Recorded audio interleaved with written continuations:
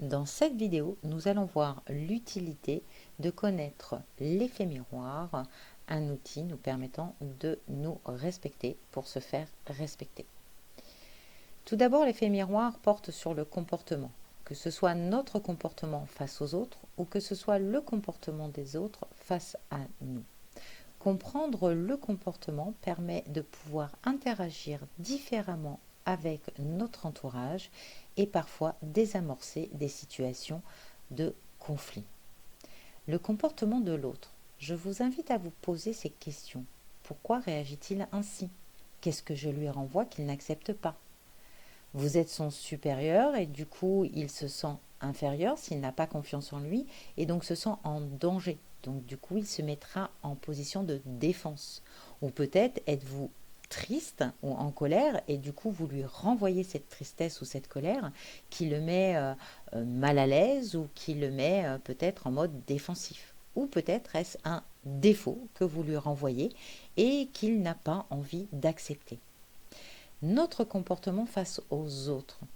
Pourquoi je me sens mal à l'aise face à lui? Qu'est-ce qui me gêne chez lui? Peut-être que je me sens inférieure, peut-être que je me sens jaloux, peut-être qu'il me renvoie une blessure de mon passé, une souffrance que j'ai vécue et que je n'ai pas envie de ressentir à nouveau. Ou peut-être qu'il me renvoie une image de moi que tout simplement je n'accepte pas. L'effet miroir passe aussi par l'image. La première image que nous avons de l'autre nous amène à un jugement.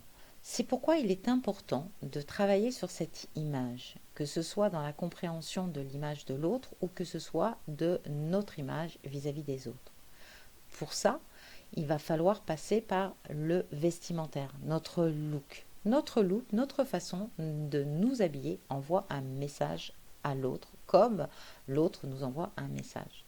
Il est pareil par rapport à notre morphologie. Les gens ronds n'ont pas la même image que les gens minces.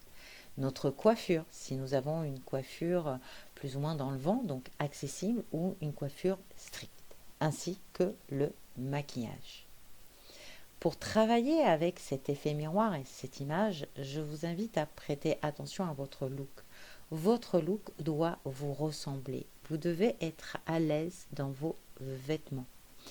Il faut savoir que si vous avez un look un petit peu décalé, vous allez attirer les regards. Si vous n'avez pas confiance en vous, ça va vous mettre mal à l'aise. Pareil, si vous avez une tenue stricte, vous allez un petit peu bloquer la communication. Alors que si vous avez une tenue ou une coiffure plus pétillante, vous allez apporter l'ouverture au dialogue. Votre morphologie ne doit pas être un handicap. Aujourd'hui, au niveau vestimentaire, nous pouvons pallier à certains petits défauts de votre morphologie de manière à changer votre image, votre message. Pour ça, il est important également de travailler sur votre attitude. Votre posture, votre attitude, votre gestuelle, votre regard, toutes ces choses apportent une information à l'autre, mais aussi vous permet de décoder le message envoyé par votre interlocuteur. Prêtez attention à tous ces éléments. L'effet miroir nous permet aussi de découvrir qui nous sommes, que ce soit nos points forts ou que ce soit nos faiblesses. Ce que nous n'aimons pas chez les autres correspond bien souvent à des défauts que nous n'acceptons pas ou à une blessure passée. Allez chercher ce que vous n'aimez pas chez les autres de manière à pouvoir intégrer vos défauts. Les intégrer, ça veut dire ne pas les combattre. Si vous êtes colérique et que vous vous mettez en colère parce que vous êtes colérique, vous donnez encore plus d'importance à votre colère.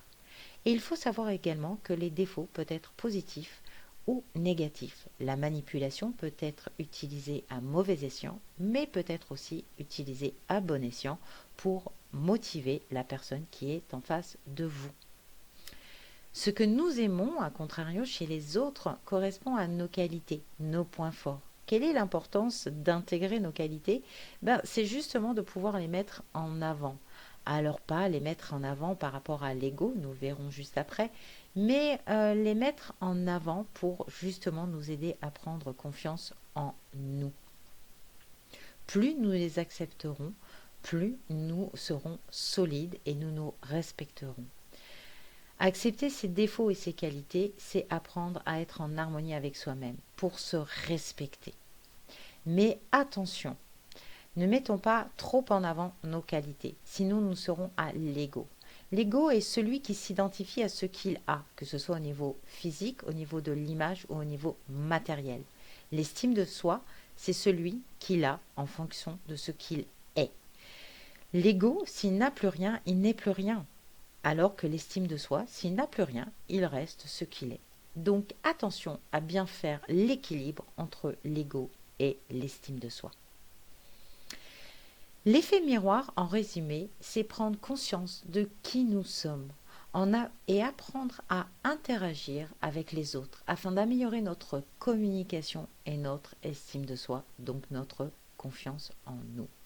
De cette manière, nous pourrons avancer en nous respectant pour nous faire respecter, de manière à ne plus être dans ce comportement défensif que nous pouvons avoir par rapport à certaines personnes ou que certaines personnes peuvent avoir vis-à-vis de nous. Je vous souhaite une très belle journée.